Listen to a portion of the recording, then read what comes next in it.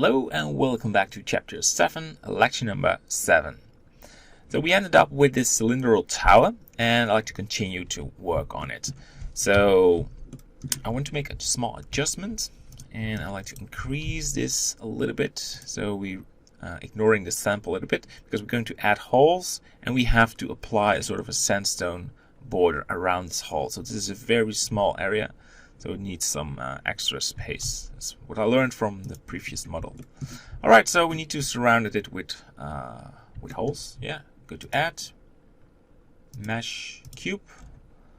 So will be the cutter, and we scale this down and try to match our reference. Pretty nice. And we duplicate this one. And I won't add windows on the other side, only holes. And that is looking good. Shift D, and we make this smaller.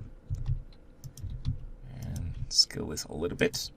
So what we need to do now is we need to select these at first. Solid, GY, so they are popping out. And the small one as well. Go to the solid view, GY. And we go to the top, and now we're going to randomly spread these over the tower. One over there, and one over, well, it's the same size, it's just a cube. Right there, and one over there, and right there. And you probably ask yourself, you need to do this exactly with the same measurements, but in my opinion, medieval buildings doesn't work like that. So I work with this freedom. When you do architectural modeling, like modern, never do this. But I feel like this is allowed with the medieval structures, as long it's in proportional. It's not like this, you're adding it right there. I mean, it's the sort of a feeling you need to add with. So have this a quick check. Give this a check. Not bad at all. Not bad at all. All right, this is pretty much it. Yeah, I'm hoping it's not crossing the.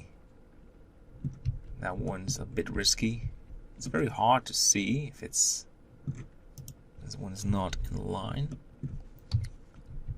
So we have to avoid that, crossing it. Otherwise it will look bugged.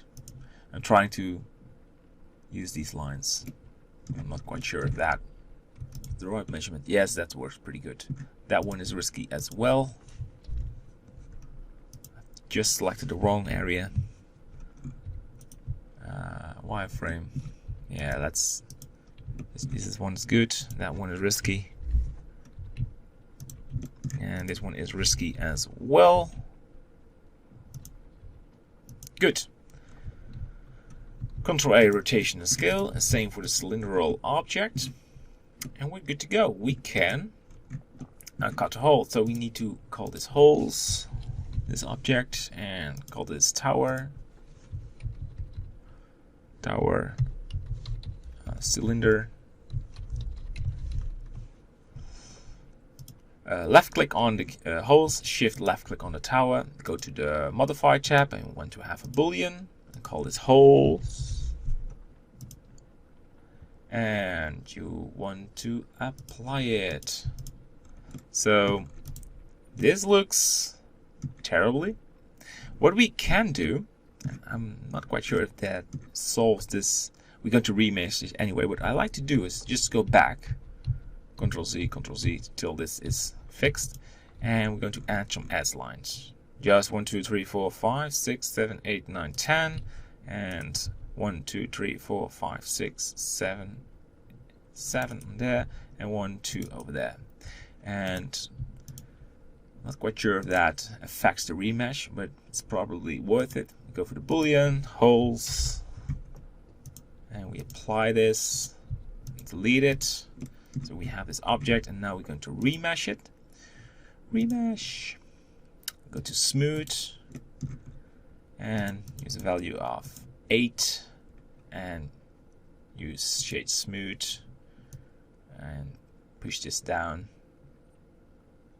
so we have a normal amount of vertices, like 30,000 or something. Alright. So now it needs to match what we want. So this looks okay. Looks like a little bit the same as our preview model or background, but I'm not quite happy with these rounded corners. Try to find something.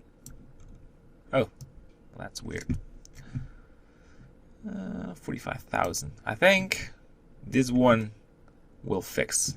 So I have around 45,000. That's a lot, but it gives us a lot of freedom when adding the textures overlays. Alright, so I click on apply and we have this object.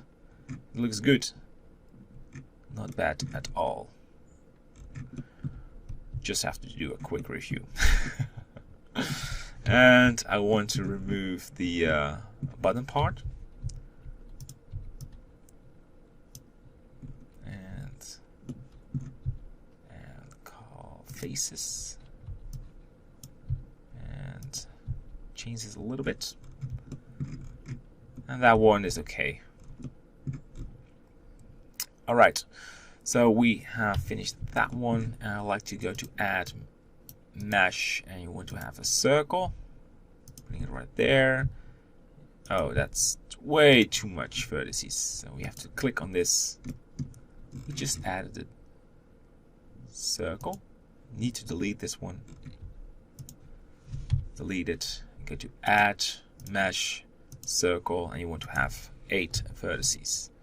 Much better. To select it again, putting it in position, and I like to now move these to the collection because I want to hide these for a second. Right click, move to collection, buildings, and let's disable buildings. We will enable it short after we completed this roof. And so we have 8 vertices on this circle. We extrude it. We'll make it smaller. And extrude it again. And make it smaller. Extrude it. And there you go. So what I do is press E, you extrude it, right mouse click, press G and Z. So it's just going smoothly. S0. And there you have your roof. And now you can enable the building part and scale this a little bit. So as you can see, we have a sort of bevel lines on the roofing as well. We're going to fix that on the next lecture because we are out of time and I don't want to rush this. Alright, thanks for watching and I see you in the next lecture. Bye bye.